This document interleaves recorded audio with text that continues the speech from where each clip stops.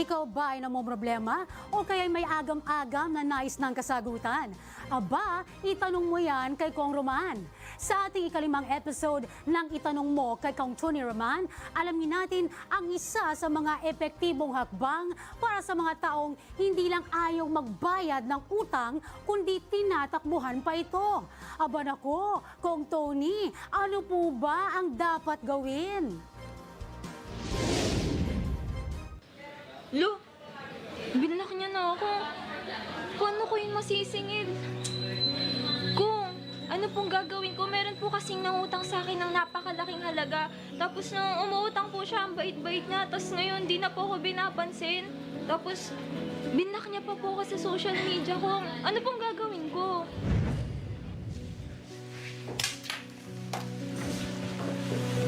Naku, maraming tao may problemang ganyan. Ang utang problem. Una, mabait dahil nakikiusap at gusto mangutang sa'yo. Tapos, pagkabayaran na, ayaw na magbayad. At dinededma ka na. Naku, ayan na naman siya. Uy! Utang na naman siya. Dane, Carmila, kamusta? Uy, balita ko yung nanay mo kakauwi lang galing Dubai ah. Oo, sabi ko. Baka may pasalubong naman dyan. Sige, bibigyan na lang kita ko. Baka may 5K ka naman dyan. Ano ba yan? Kauutang mo lang nung nakaraan ah. Saan mo ba gagamitin yung 5K? Yung tita ko, bibiling gamot, nagkasakit.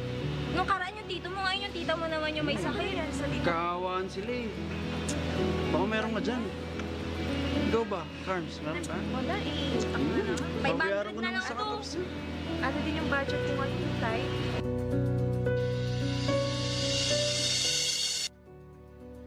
Ang dapat mong gawin dahil alam mo, papunta ka na sa kaso o gulo, ay kailangan mangalap pa ng ebidensya. Ano ang patunay na pagkakautang? Mayroon bang promissory note? Kung saan nangangako siyang bayaran ng halagang hiniram sa'yo? O meron ba kayong usapan sa messenger o sa text kung saan kinikilala niya ang pagkakautang niya sa'yo? Ngayon, ang dapat mong gawin, sumulat ka ng demand letter. Ginagawa ba ng abogado yan? Hindi kinakailangan gawin ng abogado yan. Yan ay sulat, maaaring ipadala through messenger o i-text o email mo sa nangutang sa'yo kung saan binabanggit mo yung halagang inutang niya na kailangan niyang bayaran sa takdang panahon. No? Bigyan mo siya ng pagkakataong bayaran yan, ilang araw marahil.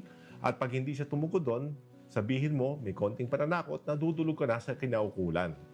Kapag dinedma niya ang demand letter mo, dumulog ka sa barangay kung kayo ay magkababayan o nakatira sa parehong lungsod para mabigyan kayo ng pagkakataon na pag-usapan ng problema, baka naman masolusyonan sa barangay level.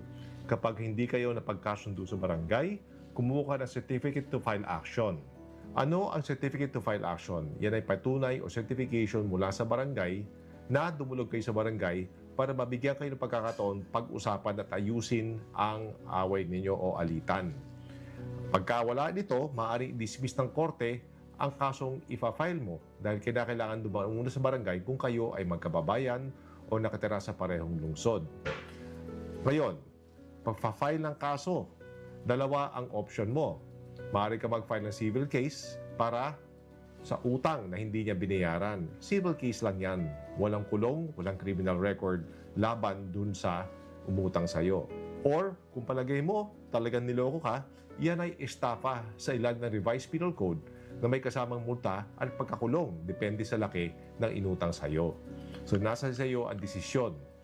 Ang mahalaga, kailangan simulan mo ang proseso, mangalap ng ebidensya, gumawa ng demand letter, dumulog sa barangay at kasuhan ang umutang sa'yo. Uy! Yung utang mo sa akin, kailan mo pala babayaran? Ilang katapusan na yung natapos, hindi mo pa rin binabayaran. Alam mo ba, ang dami kong bayarin ngayon? Sino ba? Ano, sino ka?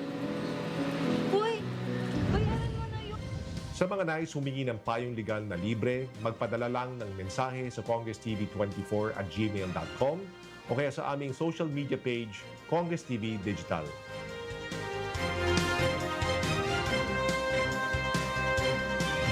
Isang tanong na naman ng ating kababayan ang nasagot ni Kong Tony Roman. Kaya huwag palalampasin ang sunod na episode natin dahil baka tanong mo na ang sunod na sasagutin. At kung kayo'y may mga katanungan na nais mabigyang linaw, itanong mo yan kay Kong Tony Roman. Mag-comment lang sa aming social media pages o email kami sa congresstv24@gmail.com.